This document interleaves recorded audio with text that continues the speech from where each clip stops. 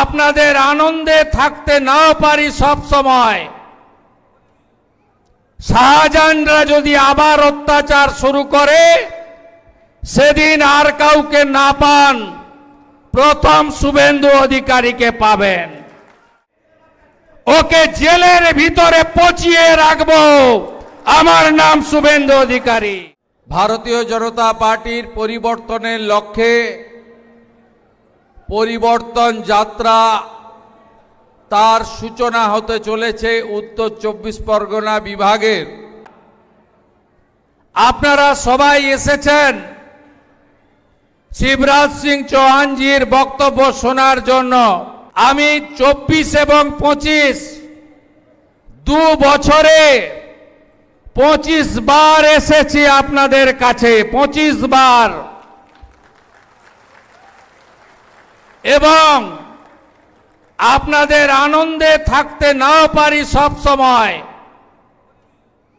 শাহজাহানরা যদি আবার অত্যাচার শুরু করে সেদিন আর কাউকে না পান, প্রথম শুভেন্দু অধিকারীকে পাবেন। আমি লম্বা বক্তব্য দেব না। আজকের কর্মসূচি পরিবর্তনের কর্মসূচি। আমি প্রণাম জানাবো সন্দেশখালীকে। সন্দেশখালী আন্দোলনের পরে লোকসভা নির্বাচন হয়েছে।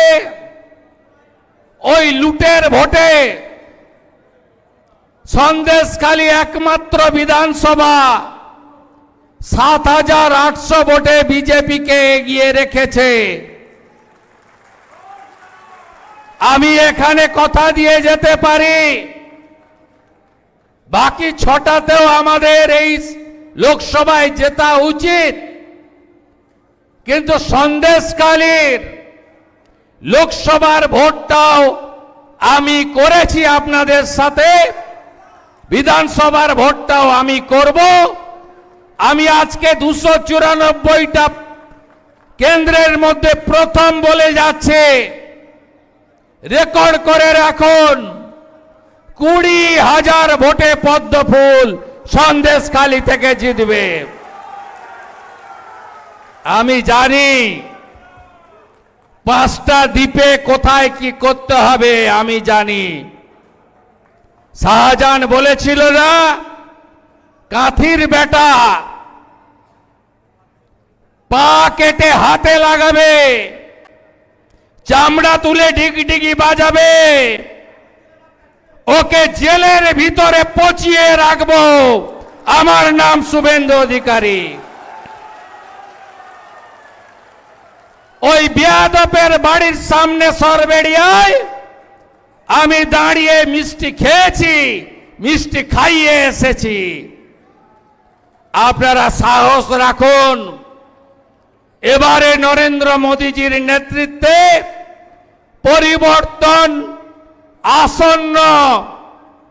ব্রেকফাস্টে গেছে 58 লাখ, লাঞ্চে গেছে 7 লাখ, এবারে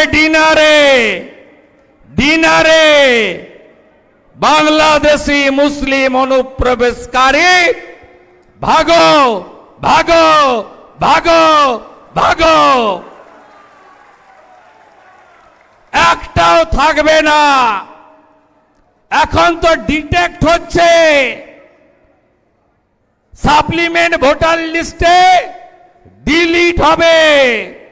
বিজেপি এপ্রিল মাসে আসবে, 550 কিলোমিটার বেড়া দেব আর ডিপোর্ট করব। সাতক্ষীরা চলে যা, নোয়াখালী চলে যা, খুলনা চলে যা, যেদিক দিয়ে এসেছিস ওই রাস্তা দিয়ে পালিয়ে যা। আর হিন্দু শরণার্থী ধর্ম বাঁচাতে যারা এসেছেন, মোদিজি আছে, সিএ দিয়েছেন।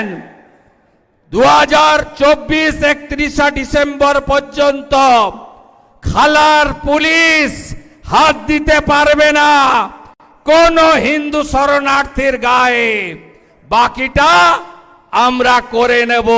নিশ্চিন্তে থাকুন, যারা হিন্দুরা শরণার্থী হয়ে এসেছেন।